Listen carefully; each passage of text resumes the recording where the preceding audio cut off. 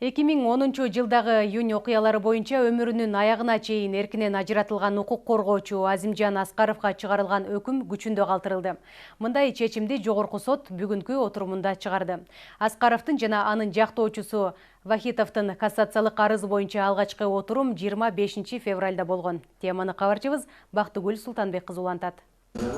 Жогорку сот 2010 июнь окуясында кандуу каргашага тиешеси бар делип өмүр бою эркинен ажыратылган Азимжан Аскаровдун кассациялык арызын карады. Азимжан Аскаров Жалал-Абад облусунун Базар Коргон районунда жашап, укук коргоочулук менен алектенген. 2010 жылдагы июнь окуясынан кийин массалык башаламандык уюштурууга, киши өлтүрүүгө шектелип, өмүр бою эркинен ажыратылган.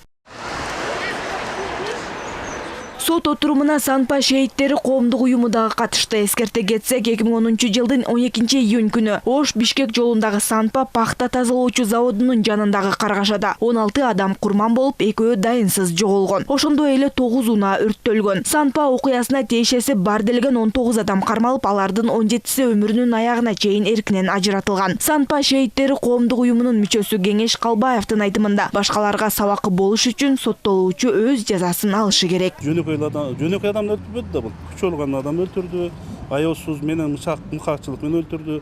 Ал жерде жаштарды неменер уюштурган ушул адам болуп калды. Бул адам ага карабастан жанын жеп, көптөгөн жалгандарды айтып, өзүнүн мойнуна күнөөсүн албашка аракет кылды, бирок көргөн адамдар биз эл турат аркасында көргөн. Бул эми кайталамаш керек, сөз да болбош керек.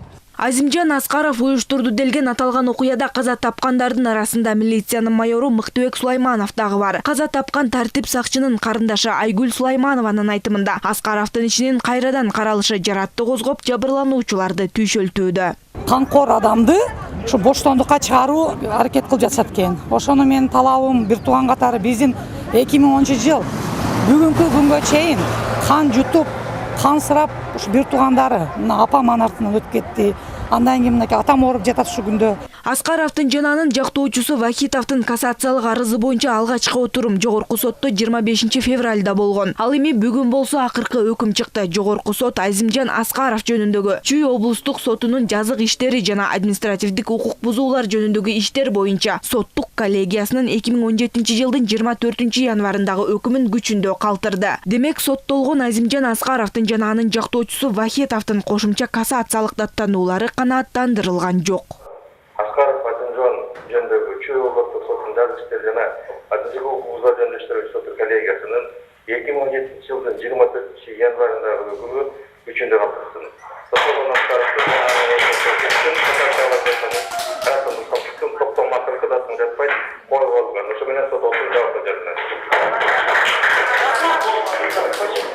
Кыргыз Республикасынын жогорку сотунун жазык иштери жана жоруктар жөнүндө иштер боюнча соттук коллегиясынын 2020 жылдын 13 майындагы токтом менен Аскаров жөнүндөгү Чүй облустук сотунун жазык иштери жана административдик укук бузуулар жөнүндө иштер боюнча соттук коллегиясынын 2017 жылдын 24 январындагы өкүмү күчүндө калтырылды.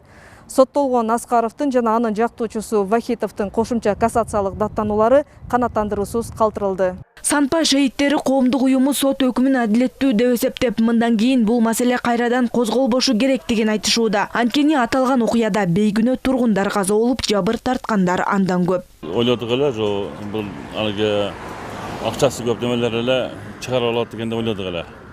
Азыр жакшы мынакей сот ошо мурунку райондук өкүмгө калтырды.